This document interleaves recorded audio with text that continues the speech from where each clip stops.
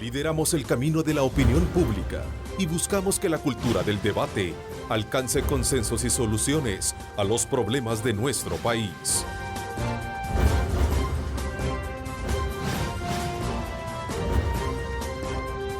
Diálogo con Ernesto López. Hola, ¿qué tal? ¿Cómo están? Qué placer enorme saludarles a ustedes. Bienvenidos, son las 6:33. Como siempre, agradeciendo a Dios Todopoderoso por darnos ese privilegio de poder ingresar hasta la intimidad de sus hogares. Bienvenidos a nuestro programa en este jueves 30 de agosto de 2018. Esta mañana me acompaña en la primera parte del programa el comisionado Howard Cotto, director general de la Policía Nacional Civil, para hablar sobre las últimas acciones en contra de la criminalidad en el país. Bienvenido, director. Muy buenos días, Ernesto. Es un gusto estar aquí esta mañana.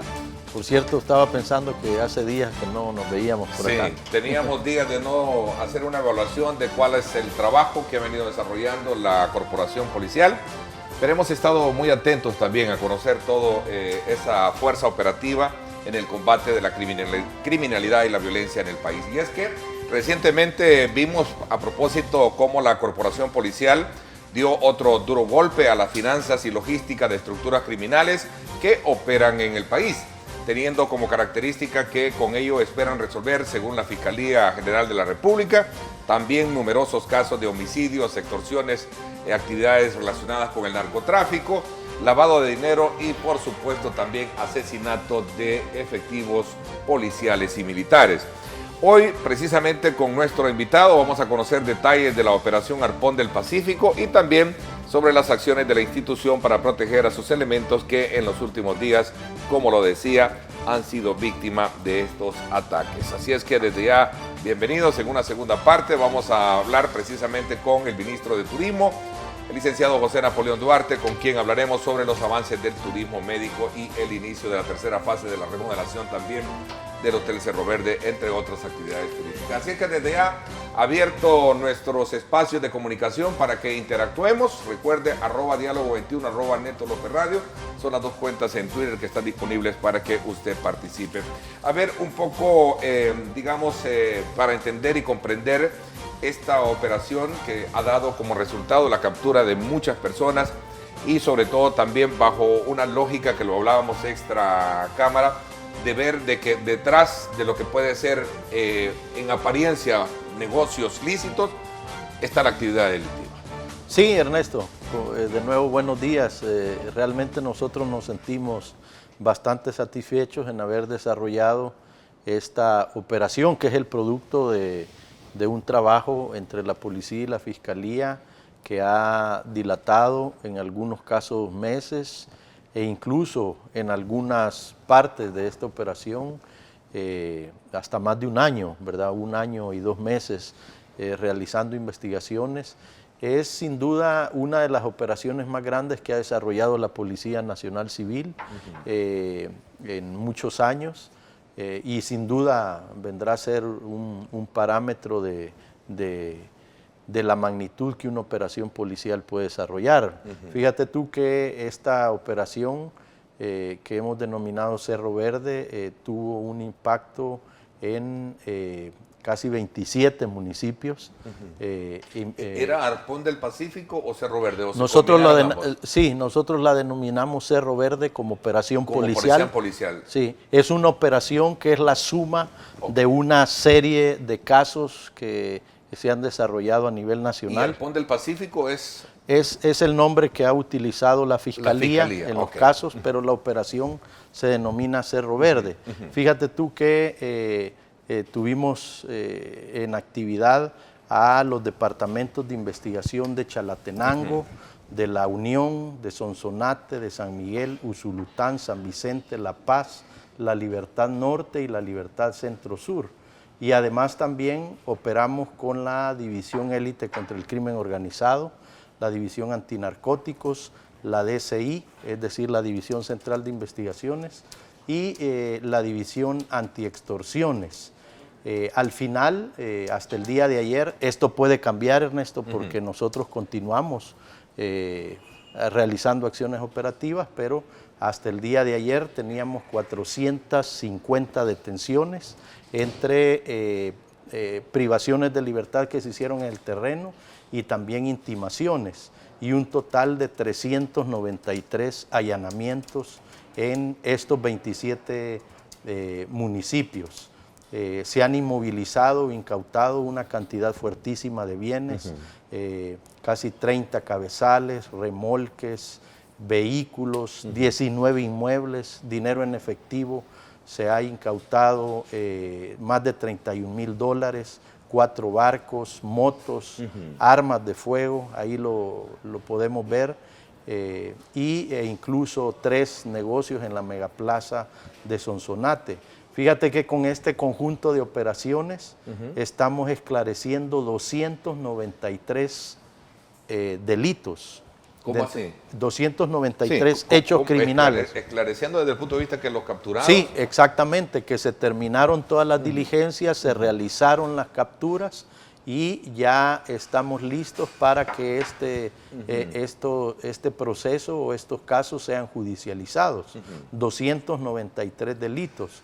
Te voy a dar lo más destacado, son 70 casos de homicidio, 76 casos de proposición y conspiración para el delito de homicidio. Esto quiero hacer hincapié en ello, Ernesto, porque estos 76 casos de proposición y conspiración en el delito de homicidio tienen que ver con sujetos de la pandilla que no necesariamente participaron en el cometimiento material de un homicidio, pero que sí lo planificaron o lo ordenaron, ¿verdad? Luego hay 41 casos de extorsión y 34 privaciones de libertad. Además hay otros delitos, como ya decía, son 293, ¿verdad? Pero es sin duda una operación grande. Te quiero decir que en esta operación hemos invertido un total de un poco más de 3.500 policías en una sola noche, operando tanto investigadores como personal de seguridad pública, compañeros de diferentes unidades que estuvieron participando durante la noche del lunes y madrugada del martes para tener este resultado. Sin duda es espectacular la capacidad investigativa que hemos desarrollado. Hay sustento de investigación, no sí, solamente claro. es una, digamos, actividad que podría interpretarse como para dar a conocer que se está trabajando sin... No. De encuentro. De hecho, como ya te decía, estos casos que se han operativizado estos días, no son casos que se han investigado durante 15 días o un mes, sino que algunos incluso... Bueno, fíjate tú el caso, la parte de la operación que tuvo que ver con Sonsonate, ¿no? Hay ahí esta parte de la operación, quizás es una de las más largas, donde ya por más de un año se estaba investigando a estas estructuras que fueron impactadas allá. Y puedes ver que incluso las operaciones se llevaron hasta realizar detenciones fuera del mismo departamento de Sonsonate, solo por los hechos que ahí se cometieron. Es decir, para demostrar la participación criminal de algunas personas, se tuvo que hacer un trabajo bastante fuerte. Por eso es que tú ves incluso dentro de los detenidos a individuos que no aparentan ser de la estructura de pandillas, ¿no? Decía que detrás de estos hechos hay personas que desarrollan actividades de negocios grandes, que cualquiera puede creer que no son, digamos, o pertenecen a estos grupos delictivos. Sí. ¿Cómo se entra en esta dimensión, digamos, para poder llegar a esta captura? Porque entiendo de que en esta operación habían personas que incluso vivían acá en el sector de la colonia San Benito, ¿no? Sí, efectivamente. Me imagino que te refieres a José Manuel Vega Knight, por ejemplo, que fue capturado en una casa de lujo aquí en la colonia San Benito. ¿Qué me hace entender y digamos... ¿Cuál es el vínculo? Sí, ¿qué me hace creer a mí que él es un delincuente? Sí, es un delincuente. De hecho, te quiero decir, poco se ha dado a conocer esto, pero este individuo fue... O sea, yo me hago la pregunta, no es que estoy diciendo que sea un delincuente. ¿Qué me hace creer o pensar a mí que realmente lo han capturado por ser un delincuente cuando es una persona que en apariencia no me da eso? Bueno, porque está plenamente demostrado cómo él había establecido un contacto con la MS y él fungía como administrador, prestanombre o testaferro de negocios que después dejaban un lucro a la pandilla y le dejaban también lucro a él. Te quiero decir que este individuo ya tiene un historial criminal anterior, ¿no? Él estuvo involucrado en la muerte de su propio padre, en un homicidio que se cometió en los años 90, ¿verdad? Y luego desarrolló este vínculo con la pandilla, específicamente con una estructura de la MS en Sonsonate, la estructura de los Zancocos Locos Salvatruchos, a quienes pues le administraba una serie de negocios y obtenía también un lucro para sí mismo como parte de estas operaciones. Él es una de las personas quizás más importantes en este caso, y si te fijas, él, producto de su captura y inmovilización de inmuebles, es que tenemos ahora los moteles de La Pirámide y La Estancia, ¿verdad? Que él administraba, ¿verdad? Pero que realmente estos habían sido adquiridos con fondos ilícitos de la pandilla y generaban una ganancia para esta estructura criminal en Sonsonate. Para nosotros, yo creo, Ernesto, que esto es bastante importante porque al margen de cuántos vehículos, cuántas viviendas, cuántos inmuebles o cuántos recursos se les incaute a la pandilla, sin duda la Policía Nacional Civil y la Fiscalía hemos desarrollado la capacidad de investigar a las estructuras criminales desde esta óptica. Golpeando, es decir, su estructura, su base económica. Exacto, no solo investigando el homicidio, la extorsión, la violación, el robo, el hurto, sino también por lavado de dinero, es decir, por aquellas actividades con dineros ilícitos que hacen crecer el patrimonio de la estructura criminal y personalmente de estos pandilleros. Con estas operaciones también, Ernesto, queda demostrado con suficiente claridad que los cabecillas de la pandilla realmente están teniendo para sí mismos o para sus familias un nivel de vida y la adquisición de recursos muy fuertes, ¿no? De tal forma que la brecha que queda evidenciada entre los pandilleros que andan en la calle, que andan cometiendo estos hechos delictivos, que andan matando gente, que andan extorsionando, tienen un nivel de vida que está muy por debajo del nivel de vida que ellos tienen, ¿no? Que ellos y su familia tienen. Algunos de ellos, o la mayoría de ellos, si bien están recluidos, pero esos beneficios... Hay una jerarquía engañosa dentro de esa estructura delictiva, ¿no? Ese concepto de que dentro de la pandilla todos son iguales y que viven en las mismas condiciones, es absolutamente falso, ¿verdad? Tú te puedes encontrar con la familia de pandilleros que están recluidos o algunos que están fuera de los centros penales, que tienen un nivel de vida muy, pero muy por encima del resto de pandilleros que operan a diario en la calle. Entonces esta operación es importante porque logra, que dijéramos, desnudar, ¿verdad?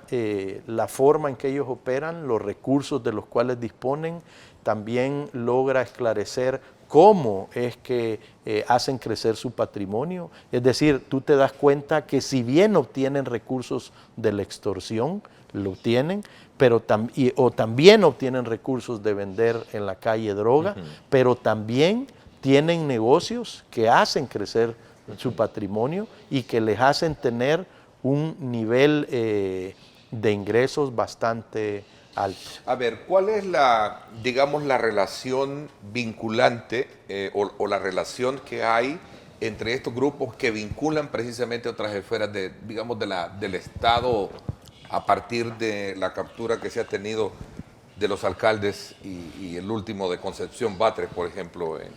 Mira, yo creo, Ernesto, que aquí hay que tener bastante claro algo, y es lo siguiente. En primer lugar, pudiera ser que en algunos casos, aunque no en todos, pero en algunos casos, el primer contacto entre una persona que no pertenece a la pandilla y miembros de la pandilla ha sido por una extorsión, por una amenaza, por una situación que los ha llevado a facilitar fondos a la pandilla, etcétera, pero en el fondo te das cuenta que muchas de estas personas encuentran en esa relación que inicialmente es de daño, de afectación a su patrimonio, la posibilidad, y hay que decirlo con ese nombre, de hacer negocio, ¿verdad? Es decir, yo soy inicialmente extorsionado por la pandilla, pero llega un momento en que paso de una fase de tener miedo y verme afectado a ver que a través de una actividad económica aseguro mi negocio, obtengo dinero ilícito para invertir en mi negocio y que el crecimiento de ese negocio, ¿verdad?, con dineros ilícitos, me puede traer un beneficio personal. Ahora, también. ¿Es esto un mensaje directo a esos empresarios que en algún momento se prestan? Sí, claro, a empresarios y a todos, a políticos, a empresarios. No hay razón para poder atemorizarse y creer que no tiene el respaldo institucional de la corporación policial. No. Eso yo creo que hay que descartarlo, porque entonces ya estaríamos en un punto en lo cual justificamos que una persona, ¿verdad?, amparado en una supuesta amenaza, en una supuesta coacción, pueda justificar el hecho de hacer crecer su patrimonio, ¿verdad? Y eso no es así, porque para eso están las instituciones del Estado, para interponer una denuncia, y en el caso de funcionarios públicos, pues, ¿qué te podría decir? Incluso, pues, hasta renunciar en el caso extremo, ¿no? ¿Cómo puede un alcalde desligarse de poder desarrollar un proyecto contra la violencia en determinado sector o colonia, sabiendo que en algún momento tiene que ir a trabajar precisamente con esos nichos que están en situación de riesgo, o sacarlos definitivamente de la actividad delictiva? ¿Cuál es el limbo? ¿Cuál es la frontera que hay? No, hay una frontera bien clara, y es el momento en que tú estás beneficiándote de algo que inicialmente parecía una amenaza o una coacción. La policía acuerpa a un alcalde para decirle vamos a trabajar ahí. ¿Puede ser un factor de garantía? No, y lo hemos hecho en muchísimos casos. No, claro, lo que pasa es de que me refiero a que hay una gran cantidad de alcaldes que se han acercado a nosotros por tener una amenaza, y nosotros hemos facilitado procesos de investigación, procesos que han llevado a modificar ese esquema de amenaza y de coacción. Y no es uno ni dos. Lo que pasa es que aquí en la televisión o en los medios no vamos a poner en riesgo a nadie diciendo el alcalde de tal lugar o el alcalde de tal otro lugar, pero son muchísimos alcaldes que, haciendo lo correcto, han recurrido a nosotros, y en conjunto hemos buscado alternativas, que no solo son acciones de investigación, Ernesto, ¿verdad?, sino también acciones de policía comunitaria, de fortalecimiento del tejido social. Mira, yo te quiero poner un ejemplo claro de esto, porque tampoco se trata de traer aquí solo los casos en los cuales alcaldes se han comprometido con la pandilla y han terminado siendo parte de esa estructura criminal, sino que hay otra cara de la moneda también. Por ejemplo, hace 3 semanas asistíamos a constatar el proceso interesantísimo que se ha dado en el municipio de Jucuarán, específicamente el cantón El Zapote, de donde, partiendo de una situación delictiva que pudo haber sido caótica el año pasado, se ha logrado, con el trabajo de la policía y con los actores locales de todo tipo, ¿verdad?, no solo cortar ese proceso criminal, sino empoderar a la comunidad. Ahora ahí se desarrollan proyectos interesantísimos sí, que aglutinan. Tuvieron que limpiar, perdóname la expresión que voy a ocupar, tuvieron que limpiar ahí de delincuencia. Así es. Pero fíjate también. El sector del Espino, Jucuarán y todo Jucuarán, específicamente el cantón El Zapote. Fíjate tú que ahí se están desarrollando proyectos que aglutinan a casi 700 jóvenes. Incluso eso ha irradiado, porque no encuentro otra palabra para decir, de tal forma que jóvenes de Chirilagua llegan a participar de todas las actividades formativas, recreativas, de esparcimiento de deporte con jóvenes que se desarrollan ahí. Qué bueno escuchar eso, porque bueno, pero el ejemplo de Sisiguayo es lo mismo, el ejemplo de Caluco lo tenemos, y así como eso te puede... jóvenes en actividades. Y detrás de todo eso... Porque cuando tú recibes una noticia de que porque andaba en otro territorio a este lo mataron, eso es triste, de verdad. Pero mira, hay que poner ejemplos positivos, Ernesto, porque no solo puede mencionar a un alcalde que se ha involucrado con el crimen.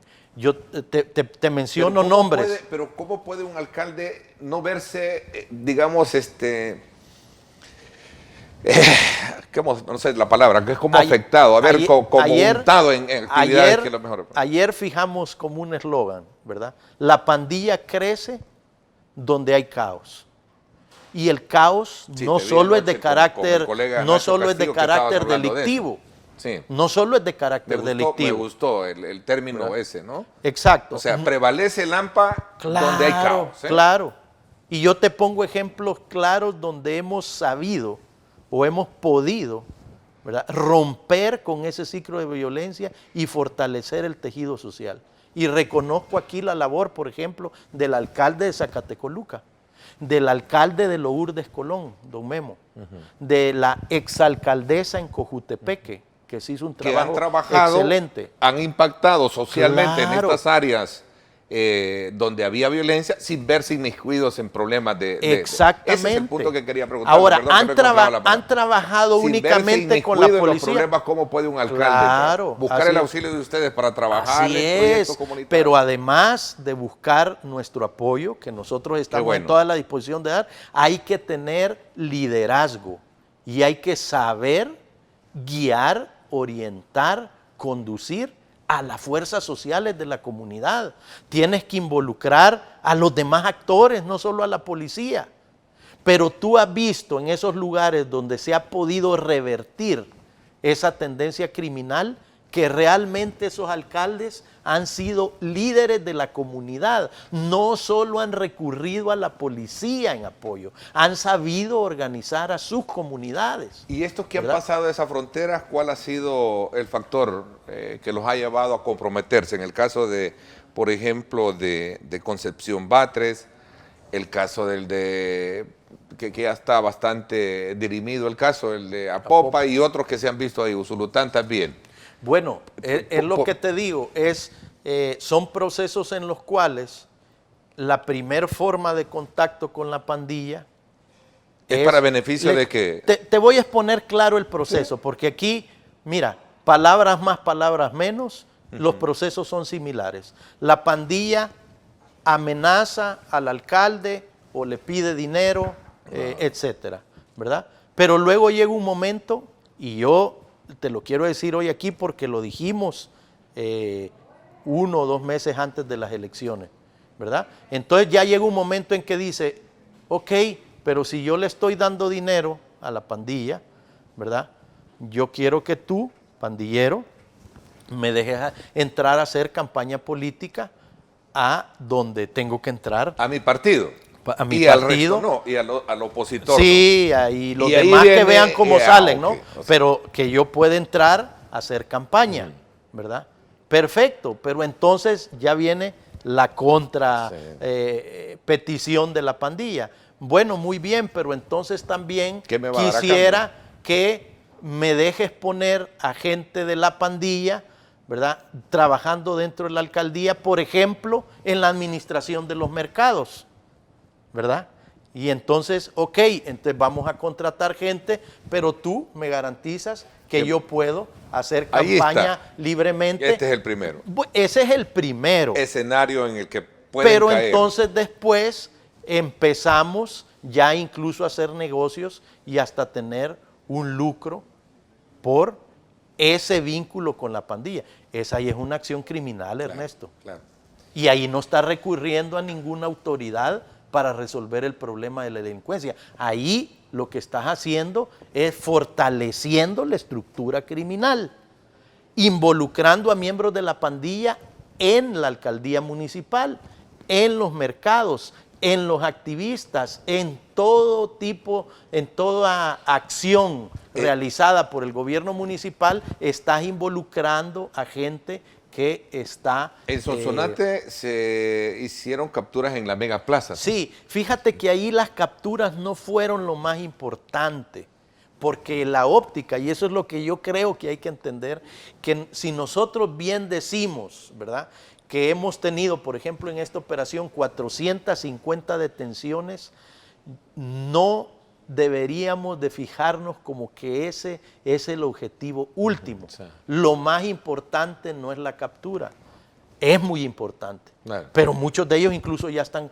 capturados y condenados por otros delitos. Lo que estás logrando demostrar es que hay individuos que están realizando actividades económicas que son las que hacen crecer la capacidad logística y de daño de la pandilla. Voy a hacer una pausa. Se está proyectando golpear la cabeza financiera, logística de inteligencia de esos grupos. Claro, eso es lo que se busca. Porque entiendo que también aquí se ha llevado de encuentro también a dos personas que eran pastores evangélicos, ¿no? Sí, así es. Vamos a hablar de esto cuando regresemos. Vamos a, desde luego, invitarles a ustedes. Son las 6:59. Gracias por estar con nosotros a esta hora. Vamos a la pausa y regresamos.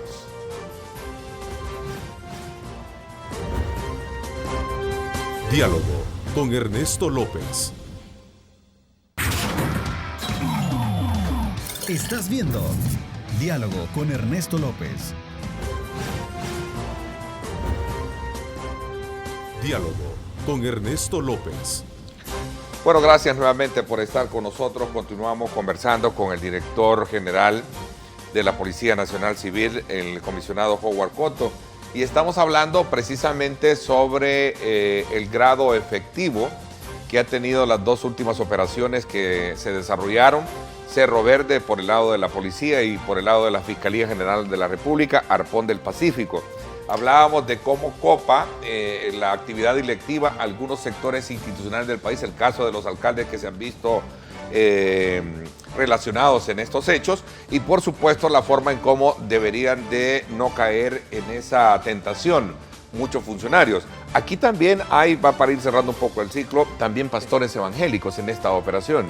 Sí. Cuéntanos un poco, ¿qué es lo que está pasando? ¿Hay también este mismo factor de incidencia y de compadrazgo, de, digamos, de omisión de estos personajes con estos grupos? Claro. Yo creo, Ernesto, que no debemos hacer un sesgo hacia ningún sector porque no se trata de estigmatizar a nadie, ¿verdad? Pero sí hay que decir que la pandilla siempre ha estado y estará tratando de permear cualquier sector económico, político, social. En esta operación efectivamente se detuvieron a dos personas que manifiestan ser pastores y de realizar actividades religiosas. Se trata de Guillermo Stanley Corleto, ¿verdad?, que pues en la investigación se demuestra que este testaferro de la MS, es decir, muchos de los bienes incautados estaban en nombre de él, y también es el señor José Santos Herrera, conocido como Hermano Santos, ¿verdad?, que en su taller, él tenía o tiene un taller, ¿verdad?, en el cual no solo empleaba pandilleros, sino que facilitaba incluso los vehículos que usaban o que llegaban personas a dejar para efectos de reparación, para que en ellos se cometieran hechos delictivos y operaciones de financiamiento o de lavado de dinero a través de estos negocios. Es decir, al final te das cuenta que la Policía Nacional Civil y la Fiscalía hemos desarrollado la capacidad de demostrar el vínculo entre personas que aparentemente no tienen nada que ver con la pandilla, pero que al final han beneficiado a la pandilla y se han lucrado de esta acción criminal también. A ver, esto tiene que ver, no la operación de ustedes, toda esta, digamos, efusiva acción criminal de violencia y de ataque a policías hoy en los últimos días, ¿tiene que ver con el tema de las elecciones? Mira,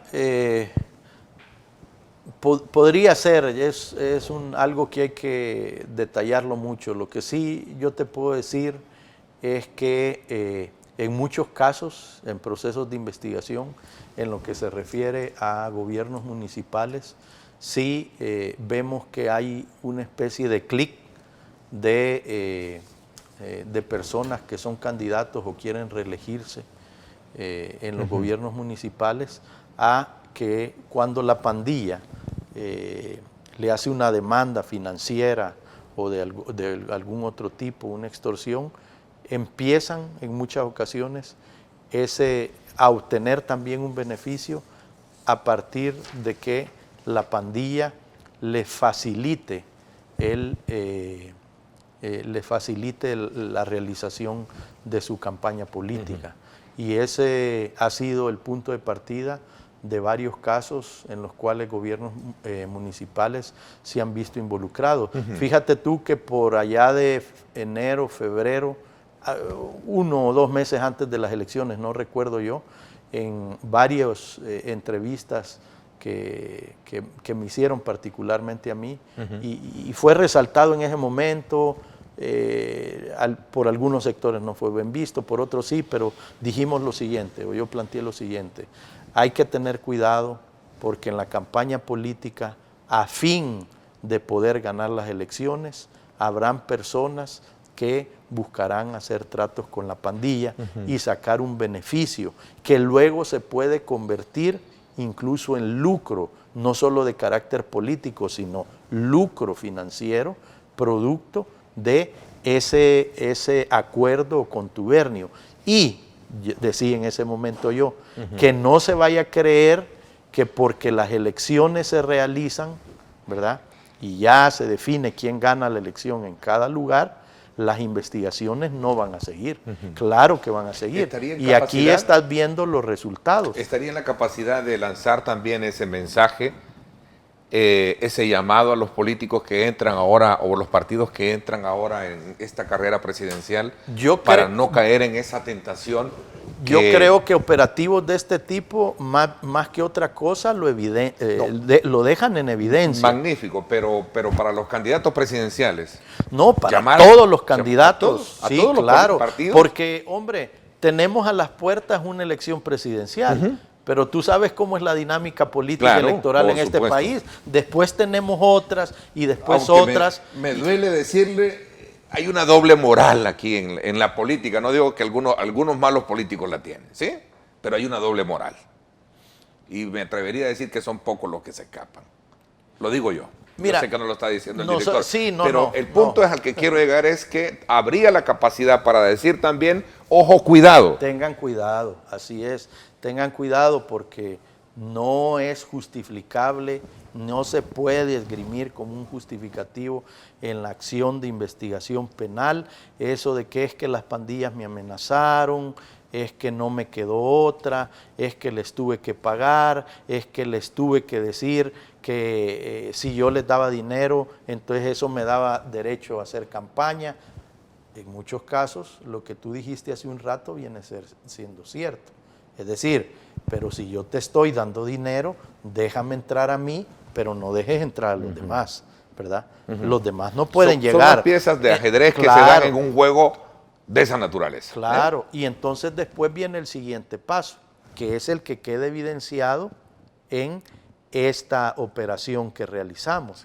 Y es lo siguiente: establezcamos negocios, pues, ¿verdad? Si ya nos entendimos bien en esto. Claro, entonces dame dinero, yo lo invierto, te deja ganancia, me deja ganancia, y ahí vamos escalando en la asociación criminal, ¿verdad? Porque no es otra cosa que una asociación criminal. Entonces, claro que hay que tener cuidado, porque Ernesto, nada de esto llega a este punto de la nada.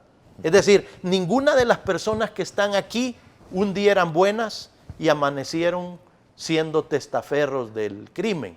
No, eso no es así. Eso es un proceso. Y ya te explico cómo es ese proceso, por ejemplo, en el caso de los alcaldes. Hay otras dinámicas en otros sectores. Hablábamos incluso fuera de cámara de los problemas que se dan con la extorsión en el sector transporte. En ningún caso, Ernesto, esto surge de la noche a la mañana. Son procesos, y por eso es que nosotros le decimos a todos los sectores, hay que tener cuidado, porque la dinámica es la que ya explico. De sentirme afectado o agraviado por una acción delictiva que me afecta, busco la forma de sacarle el lucro. ¿Qué está haciendo la Policía Nacional Civil para detener y dar seguridad a los familiares y policías que se están viendo nuevamente asediados en esto? Y pregunto, un poco relacionando este tema con relación al electoral. ¿Es esto un factor de presión? Mira, yo creo que en la última coyuntura que tuvimos, que te quiero decir que afortunadamente hemos logrado impactar a la estructura criminal a efectos de que esta racha que teníamos de atentados contra policías se quebrara en alguna medida, y ya estos últimos días ya no hemos tenido hechos de este tipo, afortunadamente. Sí, quizás hubo un hecho que marcó bastante, y tú lo debes de recordar. Son las reformas a la ley penitenciaria, donde ya quedan en vigencia como ley lo que nosotros denominábamos medidas extraordinarias, ¿no? Las medidas extraordinarias que pasan a ser ya parte de la ley penitenciaria, sí tuvieron una incidencia fuerte en esa racha que tuvimos las últimas semanas de julio y primeras 2 semanas de agosto en el cometimiento de atentados contra policías. Nosotros en esta coyuntura, porque hemos tenido otras como la de noviembre del año pasado, pero en esta coyuntura logramos definir que habían sobre todo 8 individuos pertenecientes a la MS que estaban ordenando y organizando los atentados contra policías. Y afortunadamente hemos sido muy eficaces y hemos detenido ya a 6 de ellos. Ok, ¿se lograron limar las asperezas con la Fiscalía General de la República con relación a ese punto de denuncia que se dio en el contexto pasado? Sí, yo creo que es un aspecto comunicacional, es estratégico. Decir, nosotros lo que planteábamos con claridad es que las redes sociales no son la vía para comunicar amenazas a una institución del Estado por parte de otra institución del Estado, ¿verdad? No es a través del Twitter que eso se conoce. Además nosotros ya tenemos mecanismos. No es que no existan, ¿verdad? Tú ya dejabas entrever que era como una cortina de desviar la atención sobre el tema del tema Saca, que en ese entonces se había generado. No sé si me dejó ese sabor. No, de ninguna forma. Pero lo que es cierto es que nosotros como policía hemos tenido una actitud bastante activa en contrarrestar esta ola de acciones. ¿Hay línea directa según, digamos, la ruta de investigación que tienen ustedes para atentar con más efectivos policiales? Mira, se ha logrado golpear en este momento creemos que no.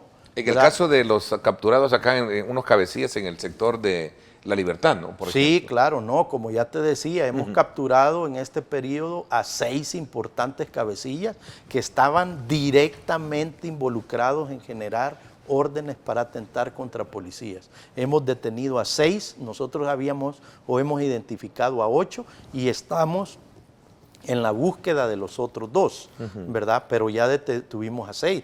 Y te puedo mencionar 2 hechos connotados. Uno fue en las inmediaciones, que creo que ese es el vehículo que sale en pantalla, en las inmediaciones de la Universidad Nacional, donde detuvimos a uno de los cabecillas con unas granadas al interior de un vehículo. es ese sujeto que está ahí en el suelo.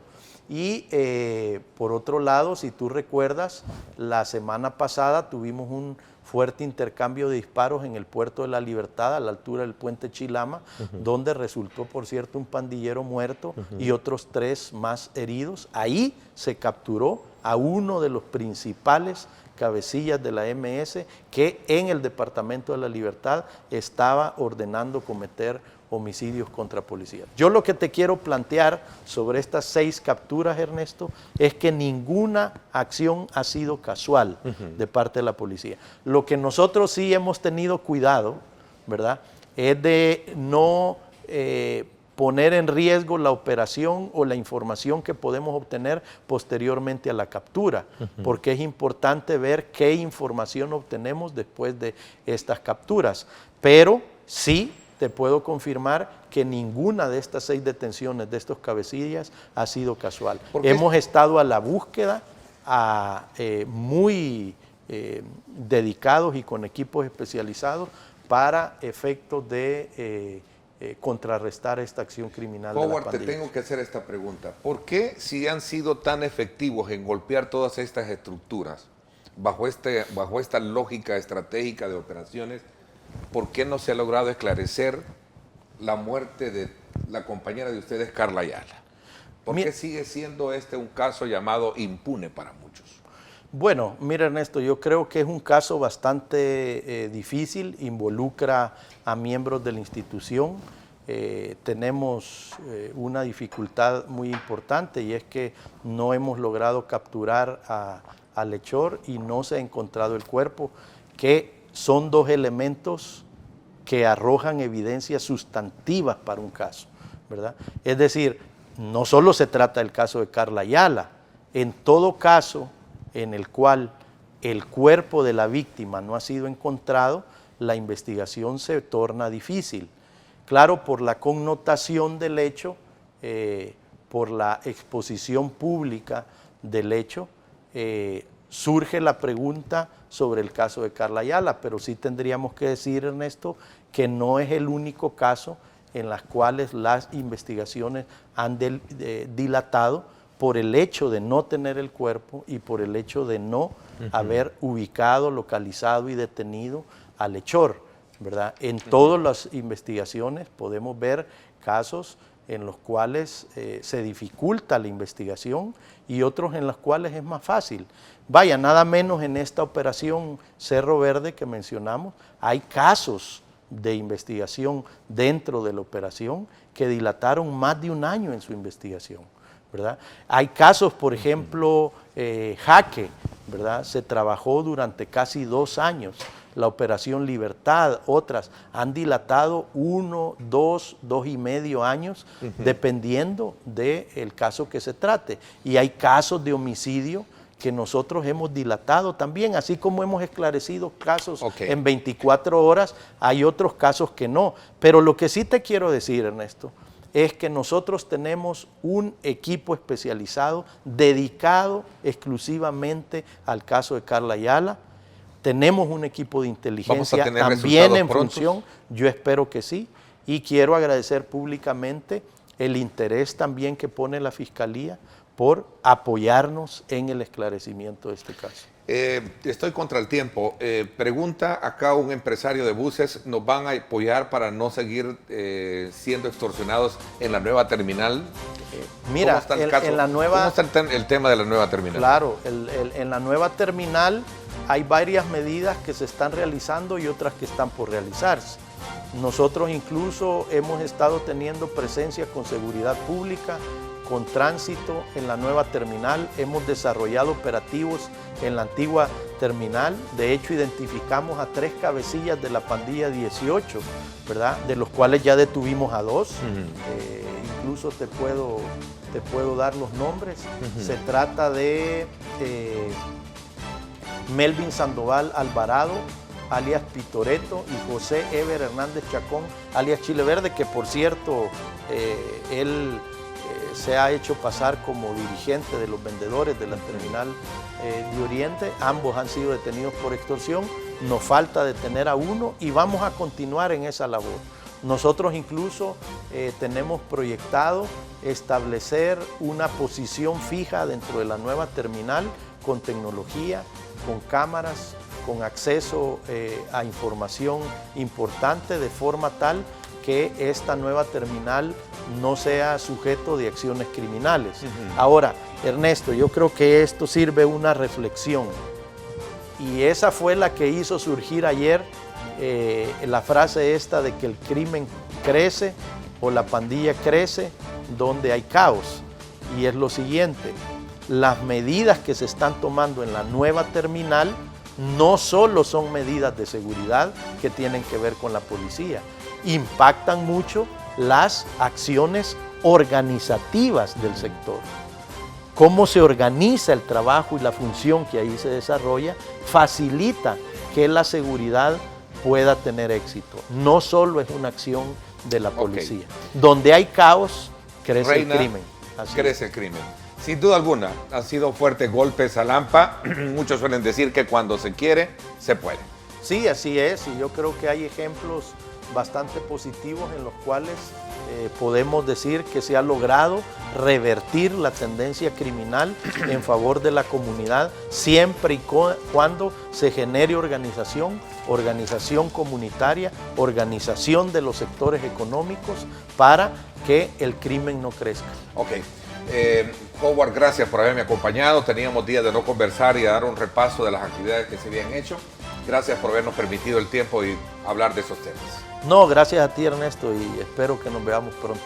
Gracias. Vamos a la pausa. Cuando regresemos, el ministro de Turismo nos cuenta avances en esta materia.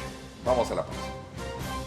En Texaco tenemos más que combustible, tenemos Tecron, el aditivo que ayuda a maximizar la economía en cada galón. Por eso tenemos para ti Texaco con Tecron, el combustible inteligente.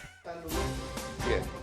Vámonos entonces ahora hasta la avenida Jerusalén, de norte a sur, hacia el redondel Naciones Unidas.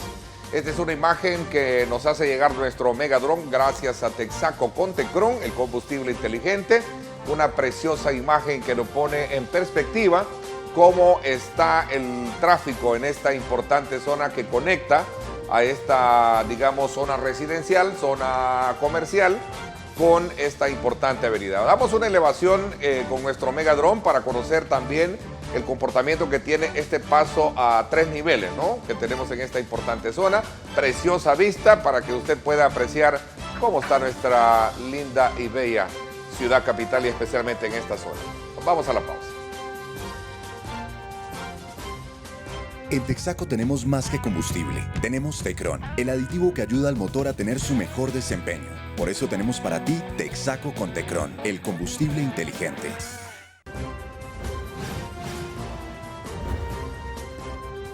Diálogo con Ernesto López.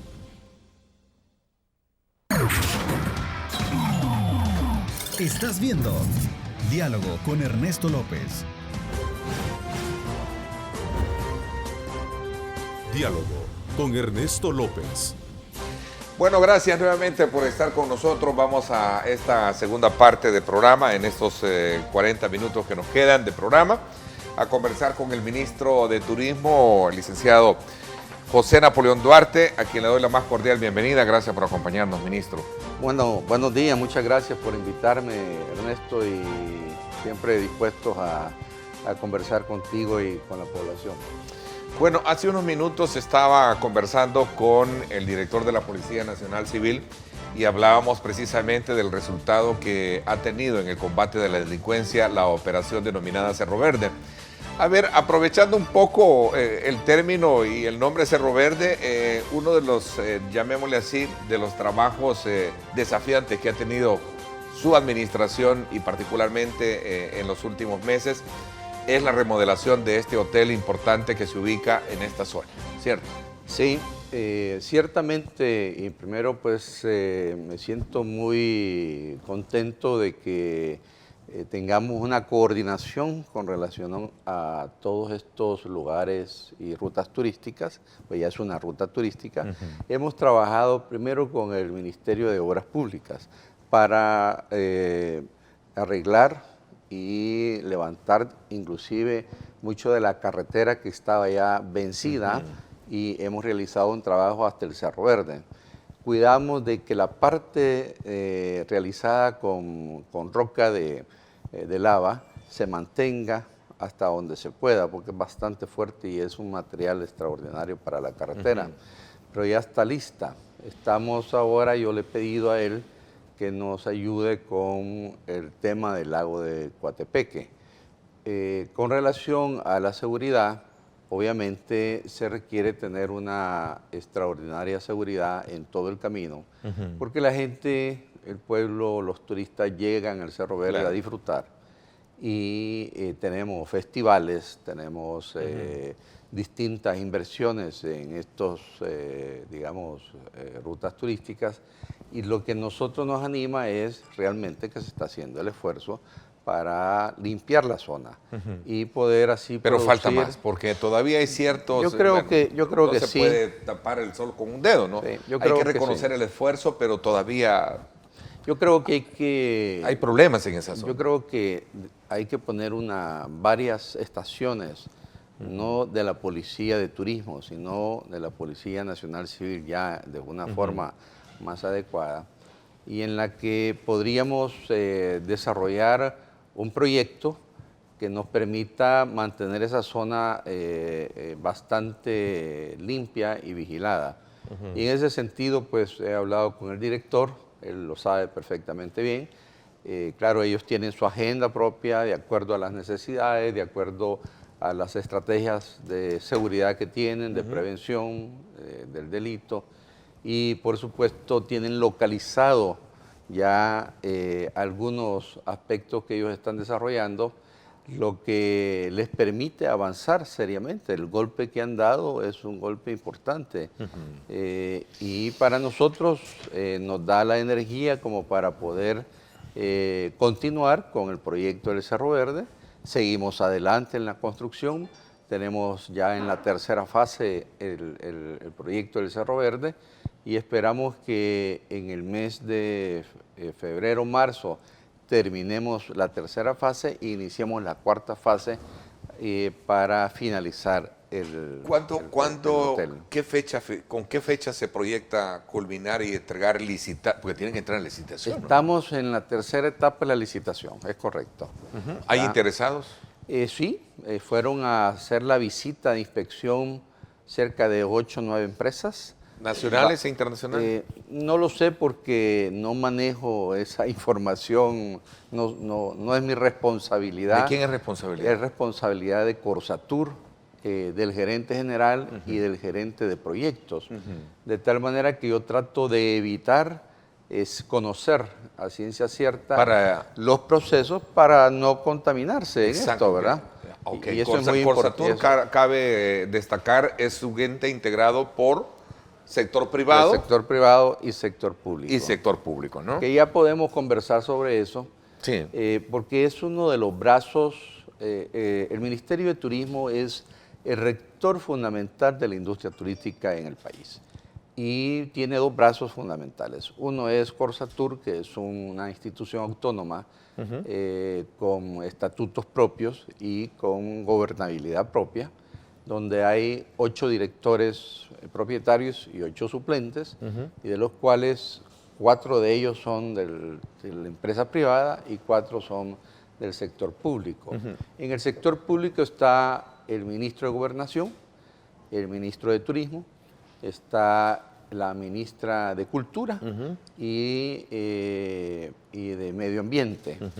En el caso del sector privado están 4 representantes. En este caso hay representantes de hotel, de Casa Tour, de universidades, que les permite ser los voceros del sector privado frente al gobierno en el caso de turismo.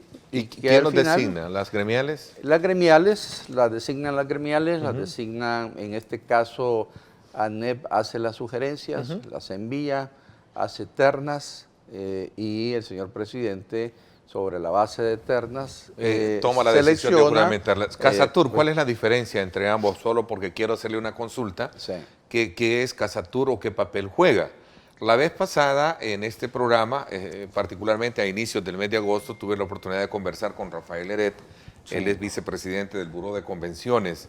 También pues ha tenido un rol muy importante en el tema turístico. Y decía, Ernesto, no nos sentimos representados por Casatur ante el ente público Corsatur.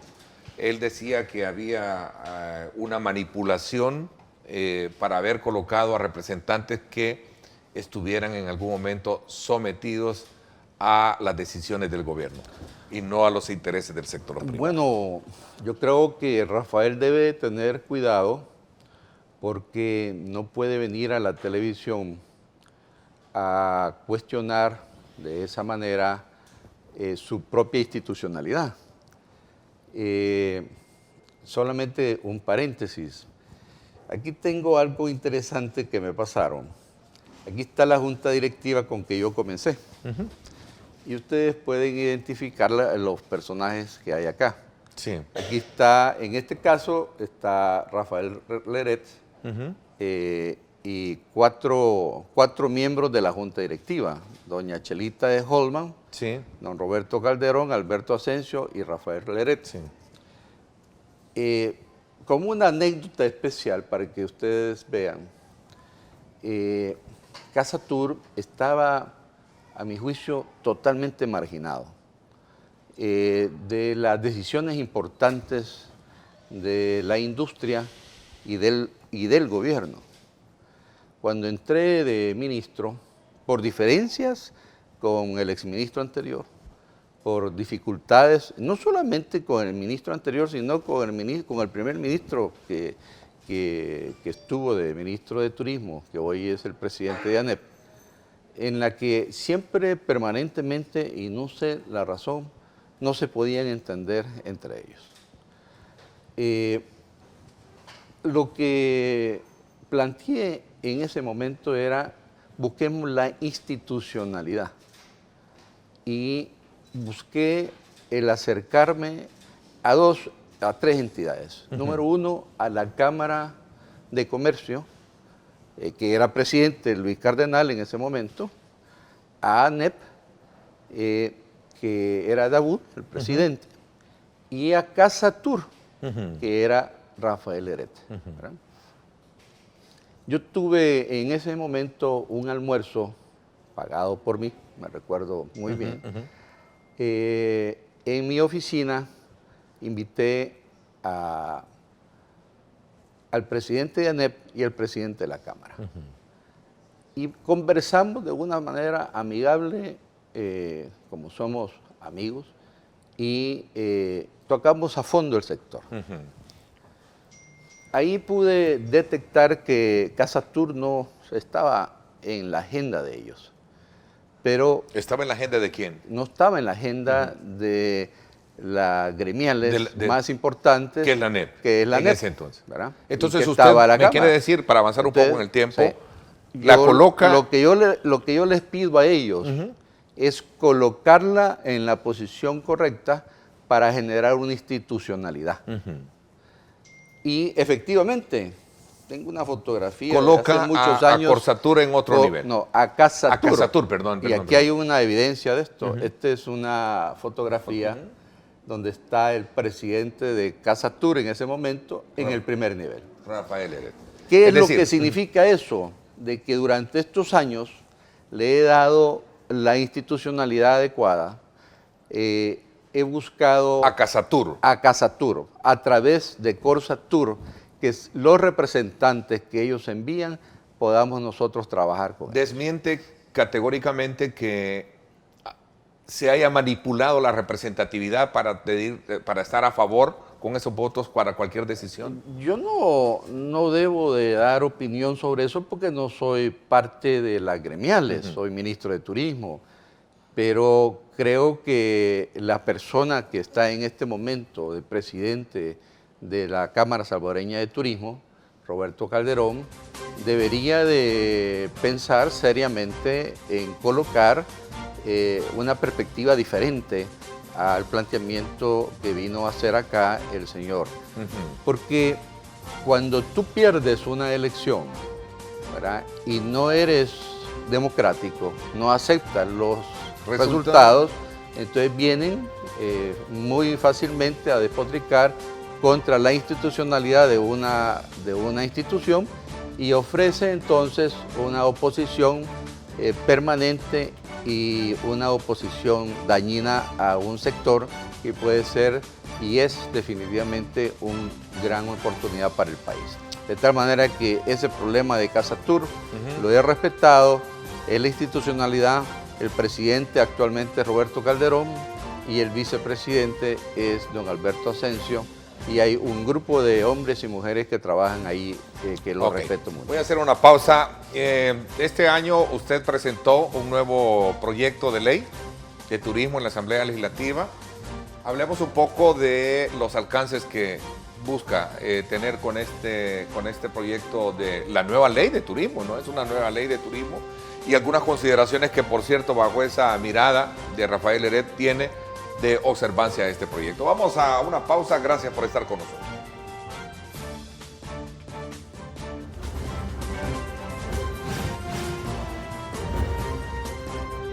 Diálogo con Ernesto López. Estás viendo Diálogo con Ernesto López. Diálogo con Ernesto López. Bueno, gracias nuevamente por estar con nosotros. A ver, entremos un poco en detalle con este anteproyecto de ley que presentó a la Asamblea Legislativa. La actual ley de turismo se queda corta, ya no funciona, no se adapta. ¿Cuál es la diferencia entre lo que tenemos hoy en día y lo que usted ha presentado en la Asamblea Legislativa para comprender mejor la iniciativa? Bueno, esta es una iniciativa que parte de la base de las discusiones que yo tengo en 10 mesas sectoriales de trabajo del Ministerio de Turismo y en las que pude en el año 2010 comprender de que necesitábamos fortalecer la rectoría del Ministerio de Turismo, no solamente en sus funciones operativas, sino en sus funciones, en su filosofía y actualizarla en el contexto del mundo que íbamos a enfrentar en los próximos 20 años. Cuando comenzamos a trabajar, lo primero que les pedí a los equipos era contratar a consultores especializados para que conformara la ley y además estableciese un camino de consultas permanentes al sector privado en la que tenemos evidencias sustantivas de cómo consultamos esta ley desde el principio, desde el inicio, a diputados en ese momento, al gobierno, en las distintas instancias de gobierno y al sector privado. Hicimos mesas de trabajo en el sector privado, tenemos la firma de cada uno de ellos que participaron y fue consultada a la saciedad por casi 2 años. En ese sentido, y tenemos la documentación que nos respalda lo que yo estoy diciendo. Fundamentalmente, cuando uno comprende y lee el artículo 1 de la actual ley que se realizó en el año 2005, fue una ley que en el momento se hizo para desarrollar, digamos, una plataforma básica del Ministerio de Turismo. Y quienes la hicieron en ese momento, yo no era ministro de Turismo, fueron el sector privado, justamente el sector turístico, algunos de los que han participado en Casatur, han sido presidentes de Casatur, y también han participado los diferentes sectores de ANEP y de la Cámara. En ese sentido, en ese momento el objetivo tenía nada más 3 objetivos. 1, fomentar el turismo. 2, promover el turismo. Y 3, regular la industria turística del Salvador. ¿Verdad? Regular la industria turística del Salvador. Así me encontré la ley. Y lo que yo les dije a ellos en aquel entonces es, voy a aplicar la ley que ustedes hicieron, ¿verdad?, en esa conceptualización y en esa filosofía. En ese momento, la ley la encontré primero, sin reglamento. Segundo, la encontré sin actividad y sin aplicabilidad. Como ministro de Turismo, entonces comencé a trabajar sobre la ley y los mandatos que me estaba dando la ley, porque es una ley secundaria. Y comenzamos a desarrollar algunas ideas sobre cómo hacer funcionar el Ministerio de Turismo con los recursos escasos que en ese momento teníamos. Un poco de historia, pero por honor al tiempo, regresemos al tema. ¿Cuál es la diferencia entre este proyecto y lo nuevo que usted presenta? Por eso te di los tres elementos fundamentales. Muy de acuerdo. ¿Verdad? Okay. En este proyecto de iniciativa hay 6 elementos fundamentales en la filosofía. Número 1 es fomentar la industria turística, ¿verdad? Que permite un desarrollo mucho más atractivo cuando lo acompaña de una correcta planificación, que de acuerdo a la ley actual tenemos en un artículo el concepto de planificación del Plan Nacional de Turismo. Ya aquí lo sintetizamos y lo colocamos en una perspectiva de un eje estructural, ¿verdad? Como fundamental en el desarrollo del sector. Número 3, promover la industria turística. La ley incluye una serie de elementos permanentes para promover la industria nacional en el marco internacional de turismo extranjero, internacional y nacional. Luego, incluimos una serie de artículos para el ordenamiento de la industria, el ordenamiento, la regulación, que es parte de lo que la ley tiene, y la vigilancia. Son los 6 componentes fundamentales de la actividad turística del país, garantizando en una conceptualización el desarrollo sostenible. Porque esto no es letra, esto es la esencia pura de la ley que nos va a permitir la perspectiva para los próximos años. ¿Y la ley actual no contempla estas no, configuraciones? Solo contempla el 50% de lo que yo le he dicho. Entonces, lo que hemos hecho es que las experiencias que hemos tenido durante estos años hemos ido aplicando a través del reglamento que construimos en el año 2009, estas ideas, como por ejemplo, voy a darle un ejemplo, el Premio Nacional de Turismo no es por ley, es una actividad que nació como una idea especial. Y debería de estar en la ley para incentivar al sector, promover al sector, establecer esa relación dirigencial y de liderazgos frente al sector internacional y a la OMT. Luego, no existe en la ley una actividad específica del Registro Nacional de Turismo como para poder ser un mecanismo, un instrumento sustantivo en la que el Ministerio, Corsatur, el ISTO, el mismo sector, tenga registros de las empresas que puedan realmente estar en la industria turística.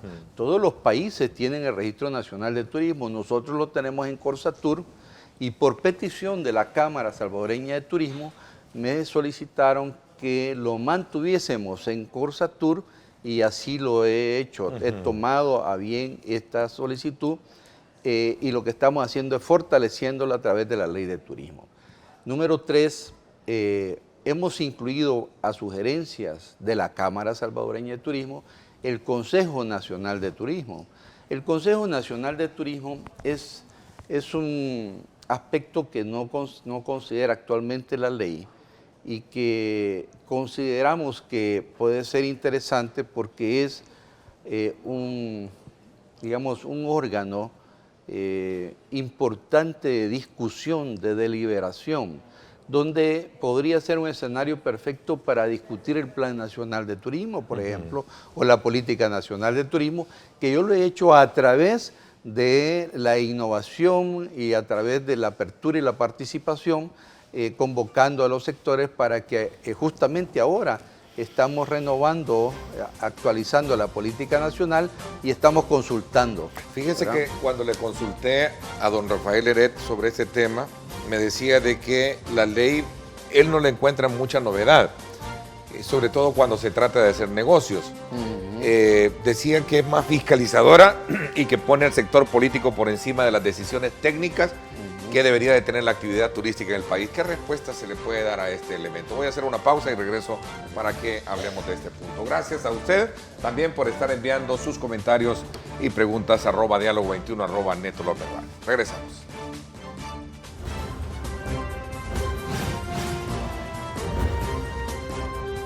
Diálogo con Ernesto López.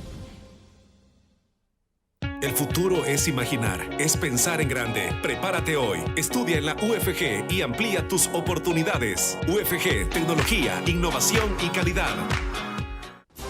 Bueno, gracias nuevamente por estar con nosotros. Agradecemos como siempre su fiel sintonía. A ver, tenemos para comprender mejor el proyecto que usted plantea en la Asamblea Legislativa ahora.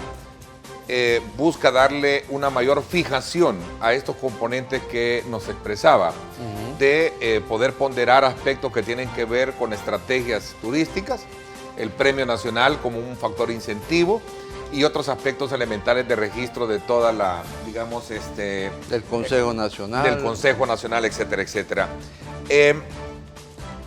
Decía, ¿es esto una novedad sustancial que se pueda poner, digamos, en perspectiva para poder lograr un cambio dentro de la estructura de ley y no un aspecto que tenga que ver con nada novedoso, como decía el señor Leret en su momento, y que esta ley es más fiscalizadora y que pone al sector político por encima de las decisiones técnicas de la actividad turística? Lo que pasa es que yo debo de decirle que hay una función rectora en el Ministerio de Turismo que por obligación y responsabilidad de ley uno debe de actuar fundamentalmente en condiciones diferentes y no puede confundir la parte exclusiva de lo que significa el compromiso que se tiene al gobernar, que es el Ministerio de Turismo, para darle al Ministerio de Turismo las garras que requiere para hacer un gobierno que le permita fortalecer la industria, no para afectar la industria. Voy a ponerle un ejemplo. En la ley vigente, en el artículo 26, las multas que tiene el sector son de 20 salarios mínimos vigentes para la industria en la ciudad, por ejemplo. Voy a darle un ejemplo. En el anteproyecto de ley, en el artículo 107, nosotros estamos reduciendo estas multas de 20 salarios a 4 salarios.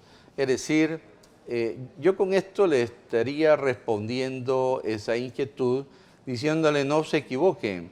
Esta es una ley que es absolutamente orientada a fortalecer a la industria y no a desmejorar la industria.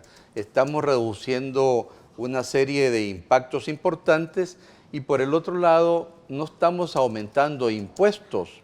Lo que le estamos dando es cualificación adecuada a la industria, porque hay que hacer la diferencia entre las responsabilidades del Ministerio de Turismo y un elemento que es la promoción de turismo. Apenas es un elemento de las condiciones.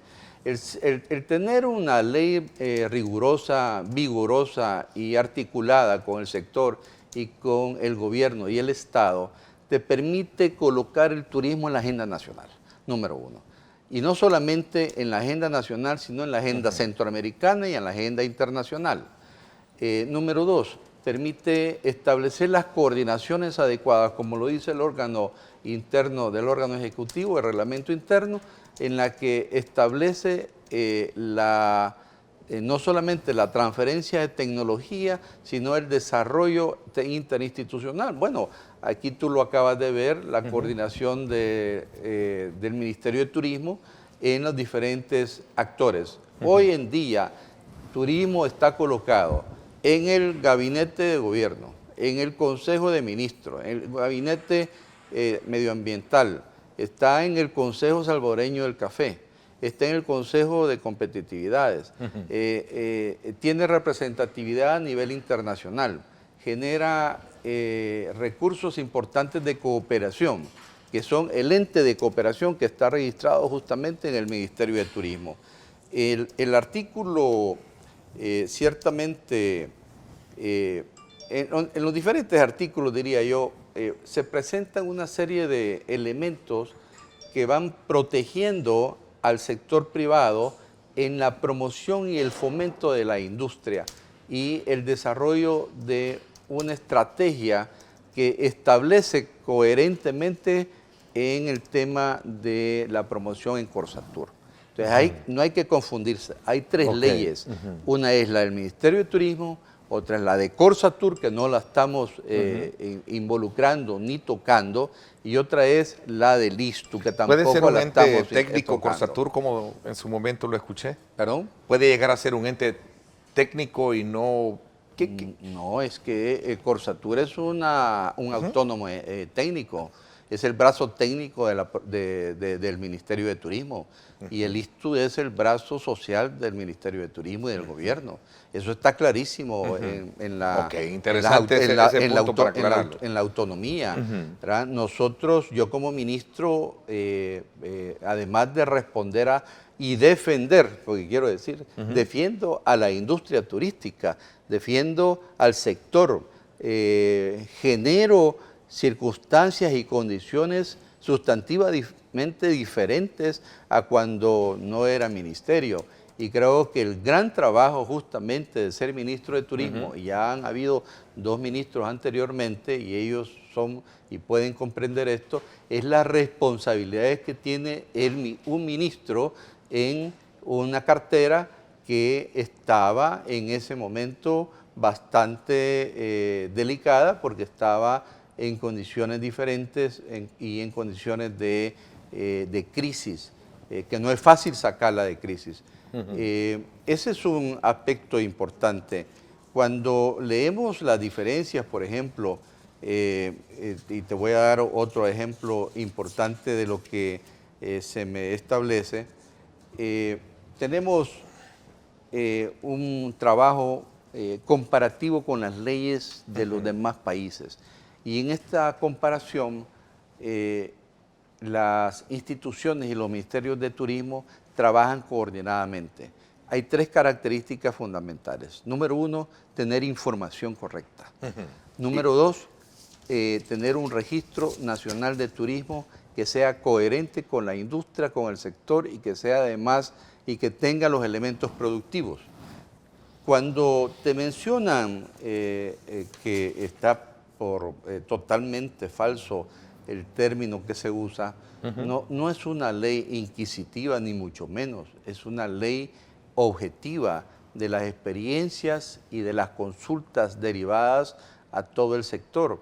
Ya desde el 2012 nosotros hemos ido haciendo un trabajo permanente de presentación al sector, como ya te lo dije, y hoy en día tenemos una iniciativa que ya fue presentada a la Comisión de Economía. Se la presenté al presidente de la Asamblea Legislativa en anterior ocasión, que era Guillermo Gallejos, y además he conversado con nuestra querida amiga, la presidenta de la Comisión de Economía, Margarita Escobar, para que hiciéramos un trabajo conjunto para llegar a acuerdos y poder llevar adelante un esfuerzo inmediato. Yo creo que el tiempo está pasando. Yo como ministro de Turismo exijo al país que tomemos con seriedad este tema, que yo siempre he estado dispuesto a debatir artículo por artículo, a demostrar la fortaleza que tiene justamente esta ley y destacar los beneficios que le estamos ofreciendo al sector. Fíjate tú, abierto a aumentar los plazos para las exoneraciones de los proyectos de interés turístico nacional. Es decir, en este momento son 10 años, yo siempre he creído que hay que darle 15 o 20 años. ¿Verdad? Este es un gran valor que tú le puedes dar a una empresa, porque le estás dando la vida propia de la empresa para que saque su inversión en el tiempo de 10 años sin pagar impuestos. Y ya tenemos nosotros una buena cantidad de empresas, incluyendo en el Zonte, las últimas que acaban de abrir, son proyectos de interés turístico nacional promovidos por el Ministerio y los empresarios. ¿Cómo observa Mitur, ya para finalizar, toda esta, digamos, apertura de relaciones con China popular? Bueno, nosotros lo vemos, es una decisión tomada por el presidente. Claro. Ya nosotros estamos trabajando. ¿En qué área? Y específica, quiero- obviamente y turística, quiero- pero... Sí, ¿qué no, específica? en área turística. Claro. Te quiero decir que en mi último viaje a Europa del Este estuve reunido con grandes operadores turísticos que manejan los mercados de China. Ya tenemos nosotros Una proyección. Una proyección. Ok. Esperamos que en 3 años tengamos 50,000 chinos de visita en El Salvador. Ok, ese es un tema que lo vamos a analizar Vamos más a verlo, adelante. sí, más adelante, Muchísimas por gracias, supuesto. porque es un dato nuevo, digamos, desde esa lógica. Las proyecciones que tiene Mitur son tener en los próximos 3 años 50,000 chinos aquí turisteando. Sí. Así es. Gracias, le agradezco muchísimo, ministro. Por mi parte, esto es todo por hoy. Gracias, pásenla bien y como siempre recuerden lo más importante, amar a Dios sobre todas las cosas. Lideramos el camino de la opinión pública y buscamos que la cultura del debate alcance consensos y soluciones a los problemas de nuestro país.